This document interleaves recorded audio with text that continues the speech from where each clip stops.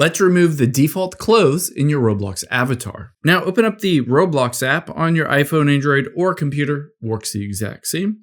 And let's go in and customize our avatar. The first thing that you need to do is if you've added any clothes to him, you need to remove those. So I'm going to go over to clothing here, and I'm going to swipe all the way over to classic shirts, and I'm going to uncheck that. Classic t-shirts, unselect that, and then classic pants and unselect that. You'll be able to see once I've removed all of the clothing, it just gives this default pink shirt and shorts. However, you can remove those as well. You can make it look like he's naked just by going over to the head and body option. And then let's go to skin. Now it'll allow you to change the skin color. You can see I can change it to whatever I want, but again, it keeps those clothing on there. You can kind of trick it into changing everything to one color by going down and tapping on advanced here.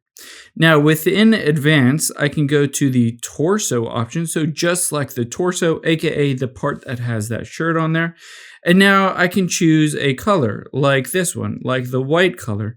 Keep in mind, if you choose one of these skin tone colors, you can do that, but a lot of times it automatically will give you a t-shirt here. So sometimes it doesn't, sometimes it does.